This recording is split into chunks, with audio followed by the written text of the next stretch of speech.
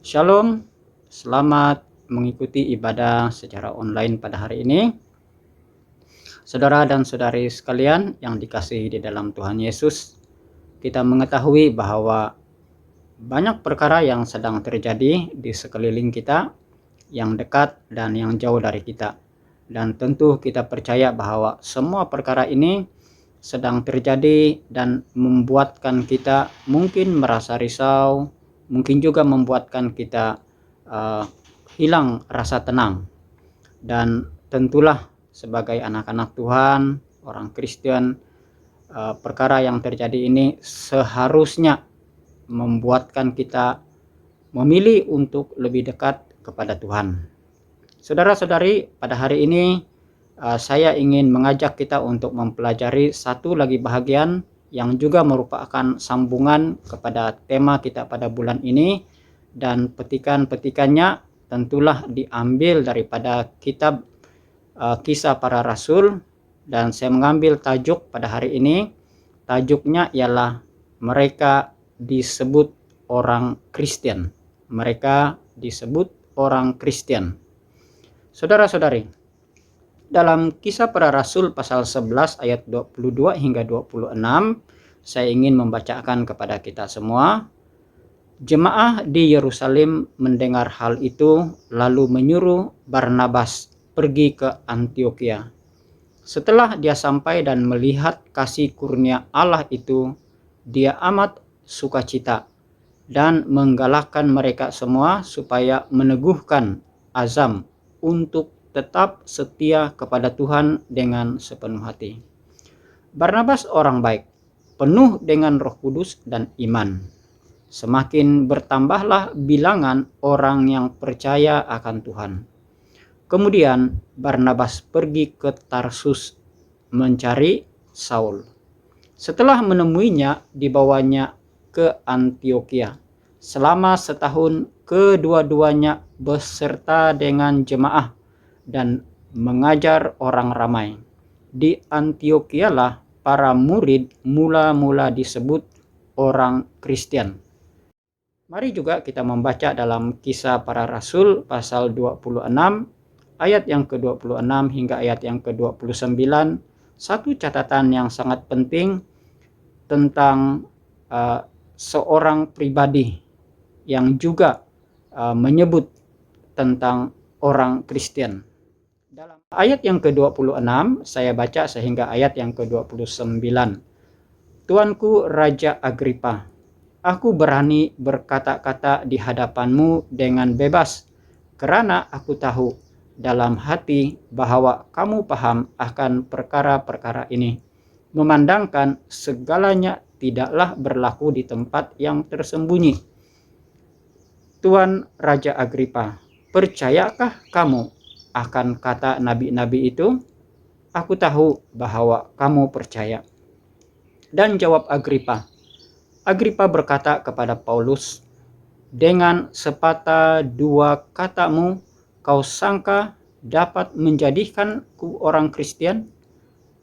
Paulus menjawab, sepatah dua atau banyak, aku berdoa kepada Allah, mudah-mudahan kamu dan sekalian yang mendengar kata-kataku hari ini akan menjadi sama sepertiku, cuma tidak diikat dengan rantai. So, ini adalah catatan yang kedua yang menyebut tentang orang Kristen di dalam Alkitab. Yang pertamanya tadi adalah tentang murid-murid Yesus. Ketika di Antiokhia, mereka disebut sebagai orang Kristen. Dan kali ketiga, istilah ataupun nama Kristen ini disebut terdapat dalam surat yang ditulis oleh Petrus, dan dapat kita baca di 1 Petrus pasal 4 ayat 12 hingga ayat 16. Saya bacakan begini. Saudara-saudara yang kukasihi, janganlah heran bahwa kamu diuji dengan penderitaan yang berat. Jangan anggap perkara itu luar biasa. Sebaliknya, bergembiralah bahwa kamu turut mengalami penderitaan Kristus. Dengan demikian, apabila kemuliaannya nyata, kamu juga dapat berasa sukacita yang tidak terhingga. Sekiranya kamu dicela karena menjadi pengikut dan mengambil nama Kristus, diberkatilah kamu karena Roh yang mulia, yaitu Roh Allah, ada bersamamu. Namun demikian, janganlah seorang pun antara kamu menderita karena kesalahan membunuh, mencuri, berbuat jahat, atau mencampuri hal orang. Ayat yang ke-16. Tetapi jika sesiapa menderita sebagai seorang Kristen, janganlah berasa malu, malah muliakanlah Allah karenanya. Saudara-saudari, 3 petikan yang baru dibacakan tadi, ketiga-tiganya menuliskan ataupun mencatatkan kepada kita tentang orang Kristen. Mari kita lihat kepada jemaat Tuhan di Antioquia. Tentulah pada 2 minggu yang lalu dan juga minggu lepas kita belajar tentang jemaat Tuhan yang awal di Yerusalem. Jemaat Tuhan yang di Yerusalem, di situ berlaku pencurahan Roh Kudus semasa hari Pentakosta. Kemudian mereka juga mula mengalami penganiayaan dan mereka pun mula tersebar. Beberapa waktu kemudian orang Kristen mula bergerak ke tempat yang lain, dan antara tempat yang mereka pergi adalah Antioquia. Antioquia yang disebutkan dalam Kisah Para Rasul pasal 11 ayat 1 hingga 26 itu adalah kota Antioquia, sebuah kota yang besar yang terletak di wilayah negara Syria pada waktu sekarang ini.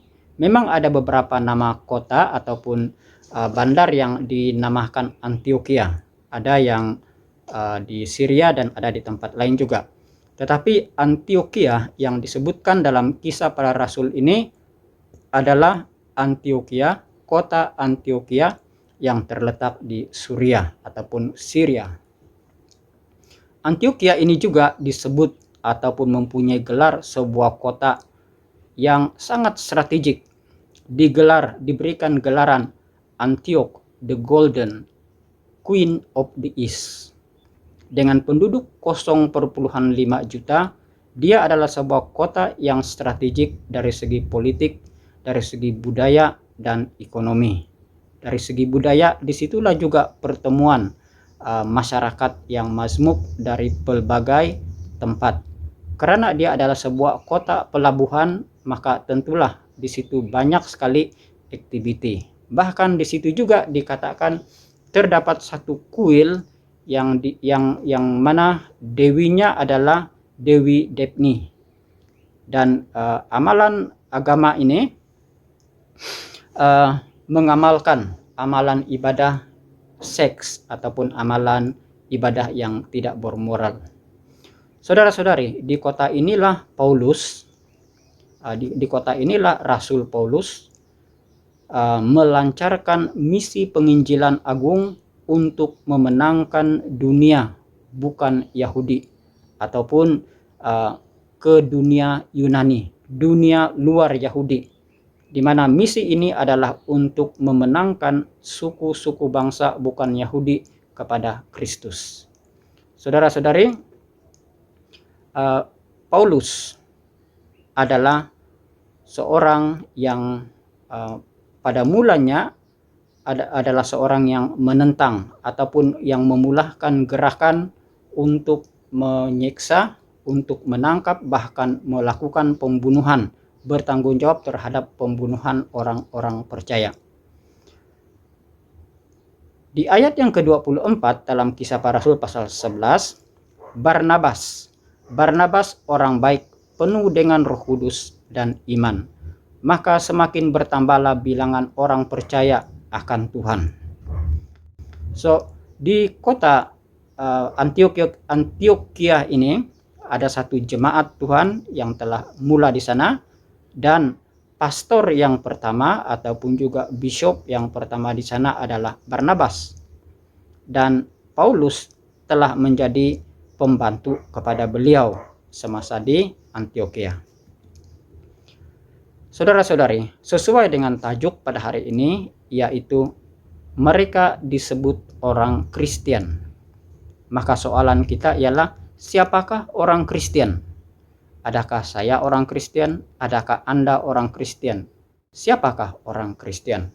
So, menurut Alkitab, di Antioquia lah para murid Yesus mula-mula disebut sebagai orang Kristen. Ini dapat kita lihat baca dalam Kisah Para Rasul pasal 11 ayat yang ke-26 bagian B. Menurut Wikipedia bahasa Indonesia, Kristen bermaksud pengikut dari Kristus, yang awalnya kata tersebut dipakai sebagai ejekan terhadap para pengikut Kristus. Dan kata Kristen baru dipakai pada zaman Kisah Para Rasul. Dengan kata lain, memang tidak ada kata Kristen di dalam Injil atau 4 Injil, tetapi di bahagian Kisah Para Rasul memang ada. Kalau kita melihat dalam bahasa Inggris, Christian, C-H-R-I-S-T-I-A-N, di bahagian selepas Christ ataupun C-H-R-I-S itu I-A-N, yang bermaksud belonging to the party of, ataupun menunjukkan dia milik siapa. Jadi Kristen itu dapat kita mengertikan sebagai miliknya Kristus ataupun mereka yang mengikut Kristus. Dan kata besar, kata utama di sini ialah Christ ataupun Kristus. Yaitu juga yang bermaksud mereka yang telah bertobat, berbalik daripada dosa, memilih untuk percaya dan mengikuti Yesus Kristus, dan telah menerima keselamatan melalui anugerah. One who turn from sin, trust Jesus Christ and receive salvation by grace. Saudara-saudari, terdapat juga mungkin istilah-istilah lain tentang orang Kristen. Misalnya, adakah Nasrani itu sama maksudnya dengan orang Kristen? Dan kita di Malaysia, bahkan juga di Indonesia, seringkali tidak peduli apakah maksud Kristen dengan Nasrani itu sama. Oke, kalau kita melihat beberapa penulisan yang boleh dipercayai ataupun tentang asal-usul Kristen dan Nasrani, ternyata Nasrani dan Kristen itu tidak sama maksudnya. Saudara, menurut sejarah, di negara Arab pada zaman dahulu, orang-orang Kristennya menyebut diri mereka sebagai Masihiyun. Masihiyun yang artinya pengikut Isa Al-Masih.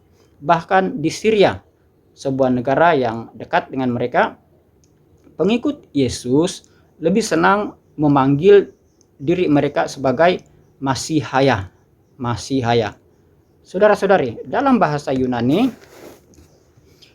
istilah yang dapat juga digunakan ataupun yang turut ada ialah Kristiana ataupun Kristiana, yang bermaksud mereka menyebut diri mereka sebagai orang yang percaya kepada Yesus. So, yang penting di sini ialah apakah kata penting, kata utama di sini? Kata utamanya ialah Yesus Kristus ataupun Kristus Masih ataupun Juru Selamat. Pada zaman itu, pada awal jemaat Tuhan, kata-kata Kristen ini lebih bersifat ejekan, So, apabila orang melihat orang yang orang Kristen, maka itu mereka panggil, oh itu Kristen. Itu maksudnya ataupun itu bermaksud, itulah pengikut-pengikut Yesus, itulah pengikut-pengikut Yesus Kristus, orang Nazaret itu. Ataupun juga mungkin satu ejekan yang bermaksud, itu pengikut-pengikut Yesus atau pengikut-pengikut Kristus. Atau juga itulah Kristus yang kecil. Dalam catatan, istilah kata Kristen ini telah menjadi bahasa baku ataupun kata baku pada tahun 60 Masehi, yaitu kira-kira 2 tahun sebelum Rasul Paulus meninggal dunia. Rasul Paulus meninggal dunia pada bulan Februari tahun 62. Oke, so lebih kepada kata-kata ejekan. Dan pada masa itu juga kehidupan orang Kristen bukan setakat diejek tetapi diancam. Karena orang seperti Raja Herodes yang hidup pada masa itu menyindir orang Kristen. Kemudian Maharaja Nero, Kaisar Nero, siapa saja yang bergelar Kristen diburunya dan dijadikan sebagai bahan hiburan, mainan untuk dijadikan sajian kepada singa-singa yang lapar. Jadi saudara-saudari, jemaat Kristen ataupun pengikut-pengikut Kristus pada masa itu, bagi mereka membawa nama Kristen itu bukan saja sebagai untuk menanggung risiko, tetapi juga mereka membawa satu identity, yaitu identity Tuhan Yesus Kristus, ataupun mereka adalah Kristus yang kecil, si Kristus kecil. Mereka membawa nama juru selamat. So ini bukan saja satu ejekan, tetapi sudah menjadi satu identity, dan kalau kita melihatnya pada masa sekarang adalah satu penghormatan. Trademark mereka, menurut apa yang kita baca dalam Alkitab, trademark Kristen ataupun mereka yang disebut sebagai orang Kristen ialah satu, mereka mengalami penganiayaan berterusan di seluruh wilayah yang besar di Yerusalem dan di sekitarnya sampai ke Empire Rome selama 340 tahun. Dan tidak cukup dengan itu, dia berterusan dalam bentuk penganiayaan yang lain. Mereka punya trademark yang lain ialah ejekan, penghinaan, bahkan juga pemburuan secara sistematik, ataupun juga penghapusan. Oke, kita tentu tahu tentang apa itu penghapusan etnik, yaitu setiap keluarga yang mempunyai identiti Kristen itu dihapuskan. Mereka bukan itu saja, mereka digertak, dihalau daripada mana-mana tempat, sehingga mereka ini semakin terserak, terhalau, sepertinya terhalau ke seluruh dunia, jauh daripada penempatan asal mereka. Namun begitu, saudara-saudari, dalam 1 Petrus pasal 4 ayat 16 firman Tuhan begini bunyinya, tetapi jika sesiapa menderita sebagai seorang Kristen, janganlah berasa malu, malah muliakanlah Allah karenanya. Trademark yang tadi adalah trademark yang memang menakutkan bagi orang yang bergelar Kristen atau disebut sebagai orang Kristen. Tetapi ada satu trademark lagi yang membuatkan sekalipun mereka mengalami penganiayaan, tetapi trademark mereka yang kedua ini membuatkan orang semakin tertarik dan dimenangkan kepada Tuhan. Trademark ini dipanggil begini: mereka adalah jemaah yang seimbang dari segi pendidikan dan penginjilan, dari segi penyembahan dan soal menjadi saksi Kristus, dari segi pengajaran dan kesaksian.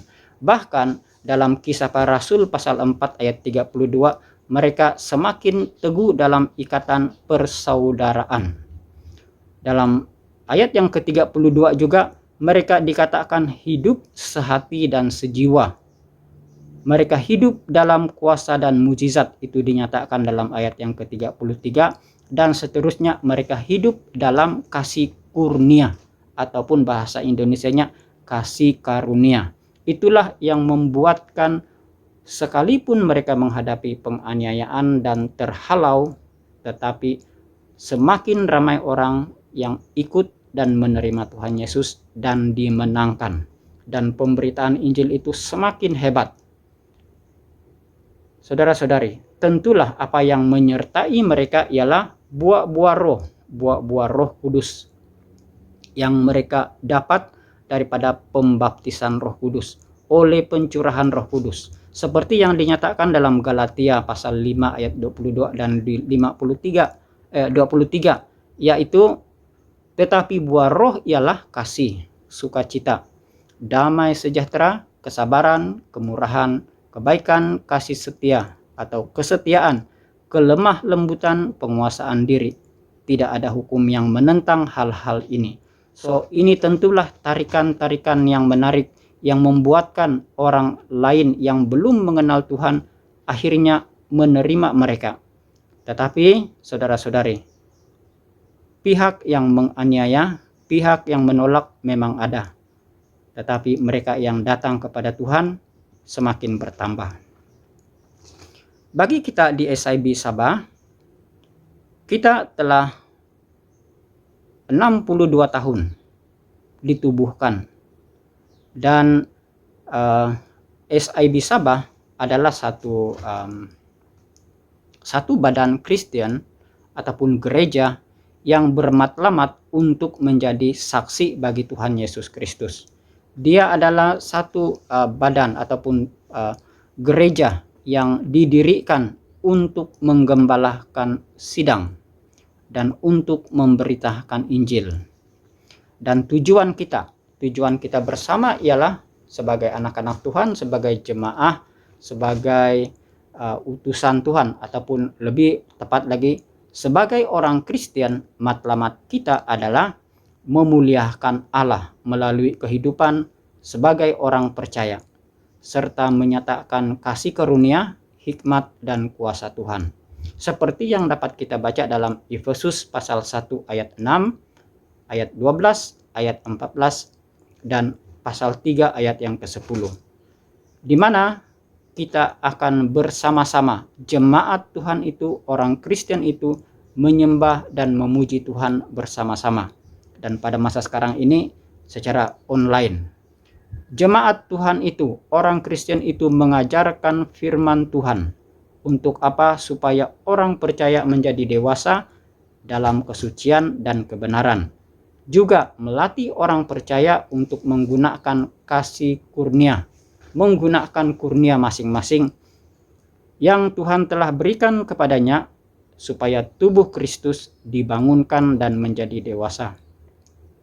Juga orang Kristen itu ditandai dengan bersaksi dan menginjil. Bersaksi dan menginjil. Siapa yang diinjil? Orang yang belum percaya kepada Kristus. Dan menjadikan mereka yang sudah diberitakan Injil ini dibangunkan, dibuat penyusulan, dimuridkan, sehingga mereka akhirnya juga menjadi dewasa dan mula menginjil ke peringkat yang seterusnya.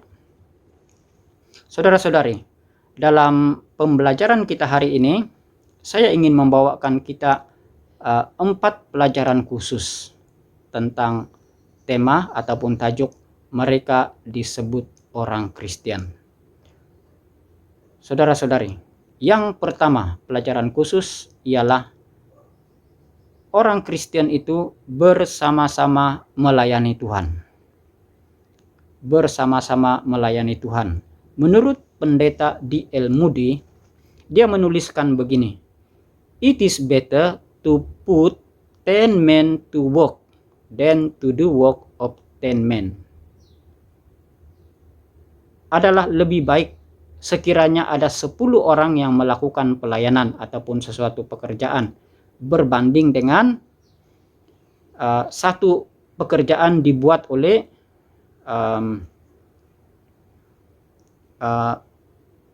satu orang membuat pekerjaan 10 orang. Begitu. So, pelajaran khusus untuk kita hari ini ialah orang Kristen itu bersama-sama melayani Tuhan. Saudara-saudari, mari bersama-sama melayani Tuhan, mengikut kurnia dan posisi yang Tuhan telah berikan kepada kita. Minggu lepas, kalau saya tidak memang jelas bahwa inilah pelajaran yang kita terima. Pelajaran khusus yang kedua pada hari ini ialah setia dalam perkara kecil dan perkara besar. Orang Kristen itu setia dalam perkara kecil dan setia dalam perkara besar.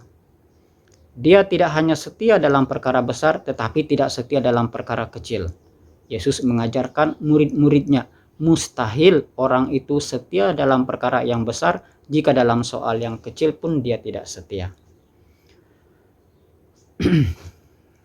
Tentu ramai di antara kita yang senang sekiranya dapat melakukan pekerjaan-pekerjaan yang hebat-hebat dalam gereja, dalam pelayanan. Tetapi mungkin hanya sedikit orang yang bersedia untuk melakukan perkara-perkara yang kecil.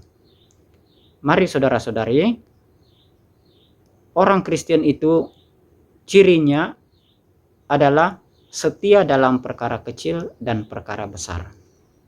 Yang ketiga, orang Kristen itu mesti berusaha meningkatkan kedewasaan. Berusaha meningkatkan kedewasaan. Rasul Paulus mengatakan, jangan kamu menjadi lamban.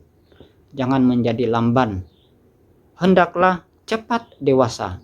Ada satu lagu, lekaslah besar si manjaku sayang, lekas besar si manjaku sayang, minumlah susu cap junjung. Tetapi untuk lebih cepat dewasa, jangan minum susu saja, makan daging, makanan yang berat yang dapat membina tubuh kita, muscle kita.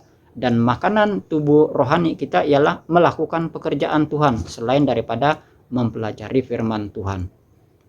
Oke, supaya muscle rohani kita kuat, kita harus melakukannya. Yang keempat ialah seperti yang dikatakan dalam Roma pasal 12 ayat 1 dan 2. Orang Kristen itu adalah orang yang menjadikan kehidupannya suatu persembahan yang hidup dan berkenan kepada Tuhan. Oke, menjadikan hidupnya satu persembahan yang hidup dan berkenan kepada Tuhan. Saudara-saudari, dalam Roma pasal 12 ayat 1 hingga 2, saya bacakan begini. Oleh itu saudara-saudari, oleh itu saudara-saudaraku, aku menyeru kepadamu demi belas kasihan Allah, supaya mempersembahkan tubuhmu sebagai korban yang hidup, yang suci, dan diterima oleh Allah. Itulah ibadah yang wajar. Janganlah ikut cara dunia, sebaliknya berubahlah menurut pembaharuan pikiranmu. Dengan demikian kamu dapat memastikan apa kehendak Allah itu, apa yang baik, yang diredainya, dan yang sempurna. Saudara-saudari, ajakan untuk kita jelas sebagai pengikut Kristus. Pengikut Kristus itulah orang Kristen yang membawa bukan lagi ejekan pada masa ini, tetapi identiti Kristus yang berfungsi sebagai garam dan terang, sebagai individu ataupun sebagai community, sebagai orang individu ataupun berkumpulan orang yang menjadi garam dan terang yang bersinar bagi sekeliling mereka, yang menjadi teladan yang dapat dilihat sekalipun ketika kesusahan dia tetap percaya, tetap setia kepada Tuhan, dan ketika dia dalam keadaan yang lebih selesa, dia tetap setia dan memperhatikan anak-anak yang lain. Saudara-saudari, mari kita berdoa. Bapa di surga, terima kasih untuk pertemuan, ibadah, dan juga pelajaran khusus pada hari ini tentang diri kami sendiri, yaitu orang yang disebut Kristen.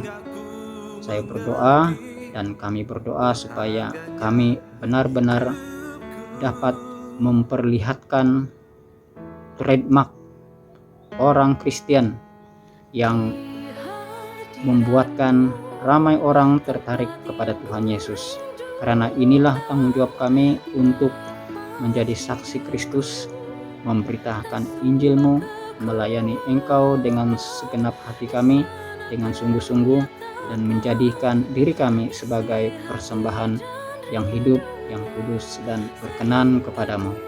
Kami berdoa ya Bapa, dalam segala perkara yang mungkin masih merupakan keterbatasan kami.